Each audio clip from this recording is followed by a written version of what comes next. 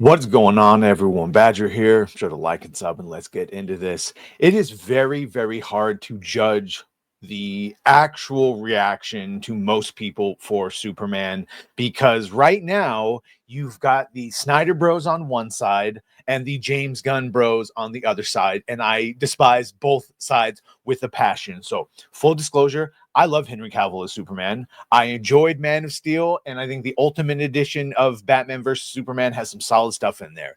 Obviously, it was a mistake to throw them and have them fight and throw in Doomsday and all that, but that was the executives that made him do that, and so I'll leave that there. That being said, I want to enjoy Superman, and even though I do think David Cornsweet is a lesser version of him, I'm actually looking forward and think the movie will be good. However, I think that's going to be in spite of James Gunn's influence, not because of it. It's going to be because of the richness of the characters and the performances, I believe, that will carry it to the next level.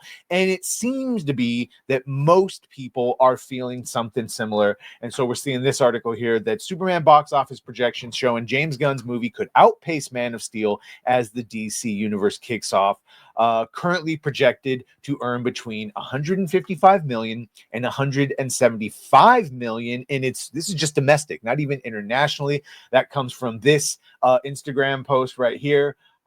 Possibly on its way to outpacing Man of Steel. Now, don't think that they adjusted for inflation here. So it says if that tracking holds, it would give Superman the biggest debut in the character's cinematic history, overtaking Man of Steel's 116 million start in 2013. But if you account for inflation, 116 million dollars in today's money, that was actually 159 million that it made. So that's right around the same projected of this saying it's going to earn between 155 million 175, and adjusted for inflation, Man still made 159 million. So a little bit disingenuous of the article.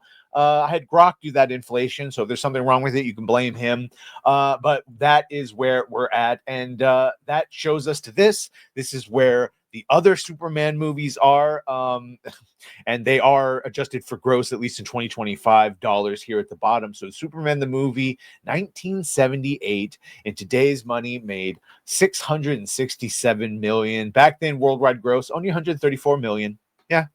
Superman Returns originally made 391 million, and then adjusted for 2025 701 million. Man of Steel earned adjusted, it earned just under a billion with 904 million dollars adjusted in 2025 dollars. Otherwise, it's sitting there at that 670. And Superman 2025 is domestic only, like we said, projected for 155 to 175 million. But if you de-adjusted it back to the times where it seems to be right on par with all the other Superman movies. The budget is a big thing. This is where James Gunn again caught lying, saying that the budget was very small comparatively, and then we found out that at least through tax documents that the production cost was listed as $363 million, with Warner Brothers applying for $37 million in tax incentives and breaks. James Gunn, of course, saying that was just some weird form. He says, I don't know if it's faked or if it's just some weird form an assistant in the Cleveland office filled out, putting random stuff in the blanks. I sent it to our accountants and financial producers when it first came out a year ago, and no one knew what it was. I can just tell you it wasn't anyone on our team. Pointing out here, though, even if that number is exaggerated, insiders say the film's real cost is likely north of 250 million, with marketing pushing the total investment towards 350 to 400 million. It's gonna have to make $500 million to even approach you're done, dude. So given traditional studio returns, usually 50% to 60% of the box office grosses, right, a break-even point for Superman would likely fall between 750 and 800 million worldwide. I don't know if it's going to make a billion. I think right now we're all somewhere in between the 750 to 800, which means it would just break even. And with James Gunn talking about, we did everything practically. We went all the way to the Arctic or whatever the hell it was, just to do this one little scene, and practical robots. So yeah, they are, you would think it's cheaper, but they're actually doing things that are making it more expensive. And more importantly, this has to set up an entire universe. Clayface and Supergirl and the Batman movie and God knows what else. So as he said, if this fails, ooh boy, you are not going to see further ones. That being said, the original teaser trailer that came out is one of the most watched teaser trailers of all time for DC and Warner Brothers. And you can see right here going over the 27 million views. Fantastic Four only has 19 million views and almost 500,000 upvotes to only 16,000 downvotes. So normie response to this seems to be good.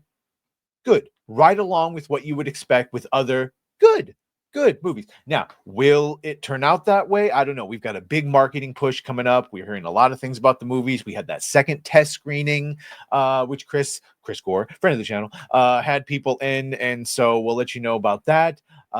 Yeah.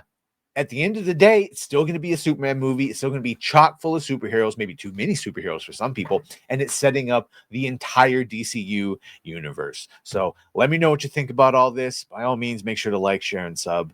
If you have done that, thank you. If you're going to do that, thank you. And well, bye.